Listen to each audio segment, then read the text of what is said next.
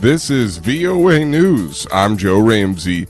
The Democratic-controlled U.S. House of Representatives gave final approval on Friday to a $45 billion aid package for Ukraine as President Volodymyr Zelensky returned from Washington with the promise of Patriot missiles to help fund off Russia's invasion. On this vote, the yeas are 225, the nays are 201, voting present 1.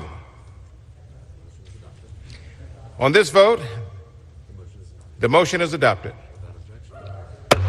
The measure, part of a nearly $1.7 trillion government funding bill that passed the Senate a day earlier, will now go to U.S. President Joe Biden for signing into law. President Vladimir Putin toured an arms facility in a production plant in Russia on Friday before U.S. lawmakers approved the $45 billion aid package for Ukraine. Putin's Friday visit follows a speech to defense chiefs in Moscow Wednesday, where he said the Russian army must learn and fix the problems that it suffered in Ukraine, promising to give the armed forces whatever it needed to prosecute a military campaign nearing the end of its 10th month. Putin told the gathering on Wednesday there were no financial limits on what the government would provide in terms of equipment and hardware. A gunman killed 3 people at a Kurdish cultural center and nearby Kurdish cafe in central Paris on Friday, prompting violent protest in nearby streets as night fell. President Emmanuel Macron said France's Kurdish community had been the target of a heinous attack. France's interior minister said the suspected assailant had clearly wanted to target foreigners. This is VOA News. Democratic Republic of Congo's M23 rebels on Friday began withdrawing from some territories they had seized in recent offensives as part of what one of the group's leaders called a goodwill gesture in a ceasefire brokered by East African regional leaders. Reuters correspondent Olivia Zelina reports. A ceasefire agreement brokered by East African regional leaders called for M23 to withdraw from their recently seized positions and allow for thousands of displaced people to return home. Some 450,000 people have been forced to flee since March due to the fighting. Major General Jeff Nyaga, the commander of the regional force, thanked M23 for complying and appealed to all armed groups to lay down their arms so the process could move forward.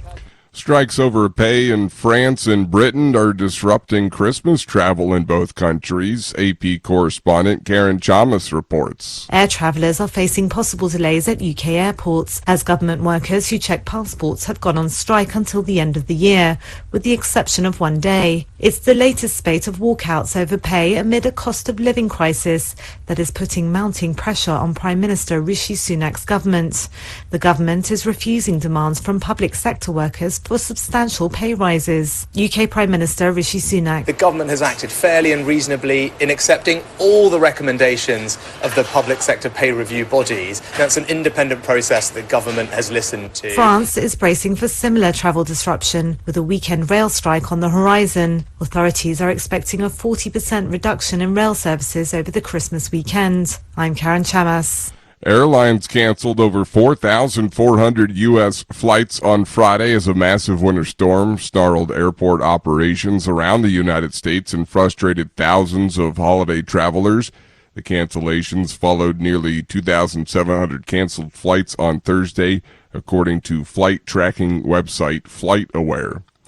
Strong winds, freezing rain, and heavy snowfall closed schools, cut power to homes, and canceled flights across Canada on Friday as a powerful winter storm swept across the country, prompting authorities to warn people to stay indoors ahead of worsening conditions. The storm is connected to the same freezing weather system that has enveloped much of the United States ahead of the Christmas holiday weekend. This is VOA News. Please subscribe, like, or comment.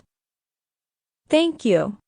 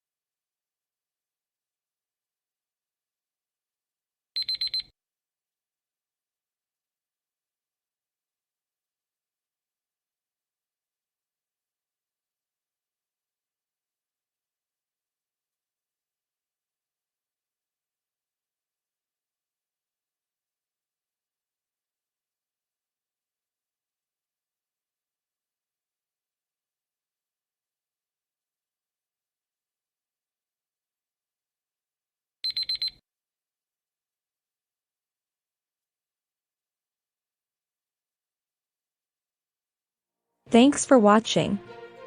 Please like, comment, or subscribe.